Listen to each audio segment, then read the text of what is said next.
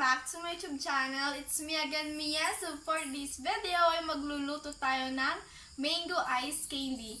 Syempre, hindi mabubuo ang ating mango ice candy kapag walang mangga. Tapos, gagamit tayo ng 2 gatas at syempre, hindi mawawala ang flour.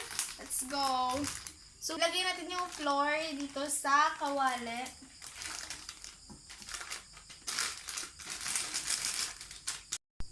Maglalagay tayo ng 10 cup neto. Water, 10 cup na water.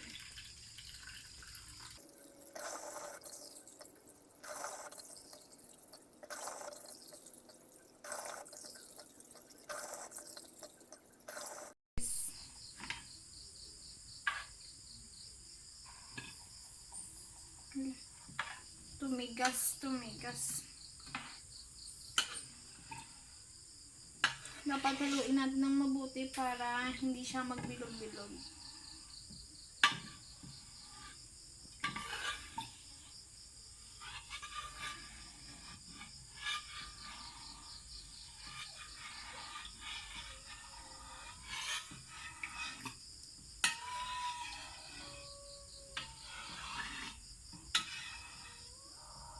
So guys, pagkatapos nating haluin ay isasalang natin dito yan sa silin. Oh my gosh, tagasulit. Pour na kami guys, hindi na gumagana. Ayan. Tapos, lalagay natin dito. Ayan. Tandaan nyo guys, make sure na nakahalo ito ng mabuti.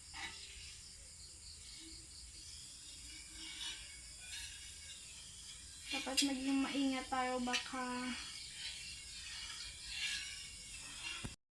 hahaluin natin to guys hanggang sa maglapot talaga siya. Kasi kapag maglapot, masarap.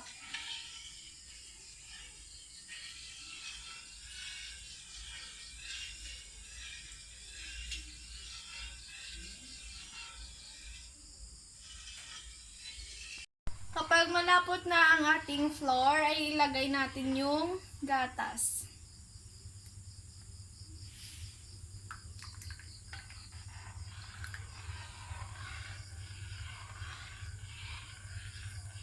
Dapat guys, ganyan kalapot ang inyong flour.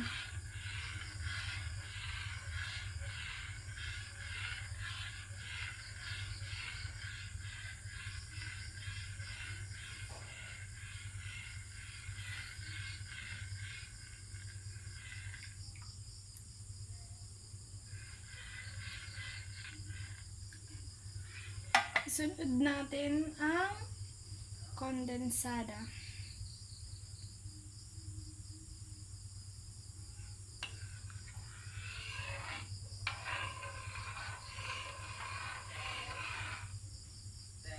Ilagay natin ang sugar. 6 na kutsara guys. Para maging mas matamis. 3, 4, 5, 6. Tapos, haluin natin ulit.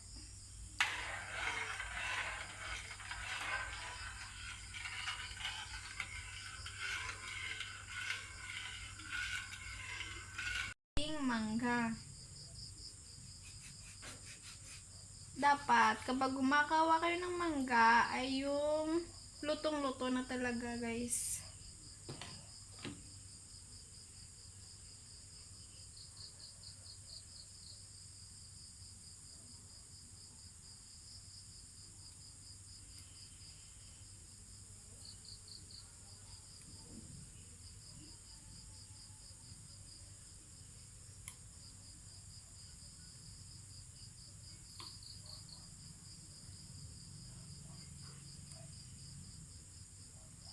Tapos haluin na ilagay natin yung mangga.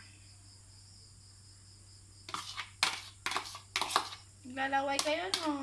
Gumawa na kayo. Haluin natin siya.